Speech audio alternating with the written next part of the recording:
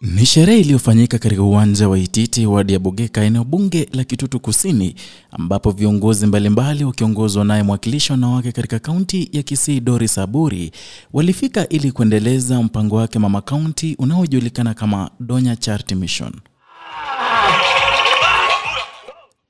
Kwenye mpango huu mama kaunti alibeba vyakula mbalimbali na nguo ili kuwauni familia ambazo hazijiwezi kwenye wadi hii.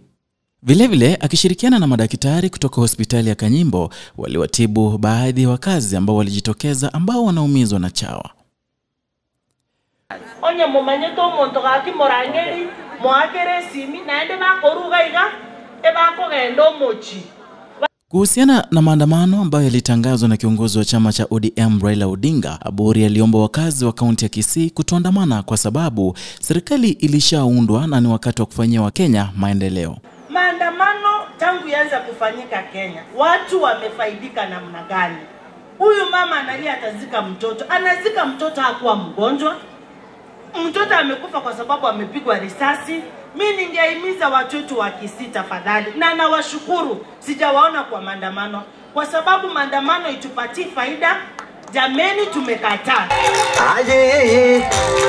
Mbunge wa Kitutu Chache Kusini Anthony Kibagendi ambaye alihudhuria hafla hii vilevile alizungumza na kusifu mama kaunti kwa kazi nzuri anayoifanya, na vilevile alikejeli waziri wa elimu Ezekiel Machogu akisema kuwa afanye kazi yake vizuri haswa kwa uajiri wa walimu, na vilevile yale ambayo aliyataja kwa matembezi yake waziri huyu kwenye kaunti ya Kisii.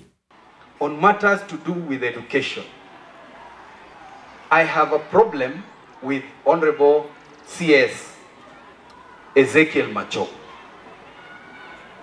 The CS, Mr. Machogu, through the ministry, have employed 44,000 teachers in this financial year, in January and February. We are not happy with the distribution of the opportunities across the country, not just in Kisii. CS Machogu, I'm addressing you and the ministry. You know the corruption you have been involved in. You took opportunities for our people and took them to your clan and the people of your community in Abagusii. And I'm not mincing my words. We want to talk about this day in, day out, until this issue is solved. Our children here, Kisii and Nyamira County, have the highest concentration of trained teachers in the country. But the opportunities were taken elsewhere. And those that came to Kisii and Nyamira were taken to one ward in Gesusu. So we are addressing the CS to do the right thing. And the opportunities that come to that ministry, like now in January, they got money to give to needy students who are joining Form 1.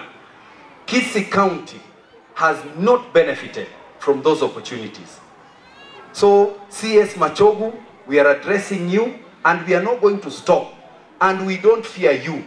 You are lucky we did not get a chance to speak at your event the other day in Nyaribari. You are a disgrace and a monument of embarrassment to our community. Naenda Manyega, we have issues even with promotion of our teachers. We have inadequate teachers. He does not look at that. The CS has the audacity to come to Kisii. 1 week in Kisii, he did not bother to visit Nyambaria Secondary School or Cardinal Tunga Secondary School that led in the just concluded KCSE. Edwin Mokaya, Agr Kisii.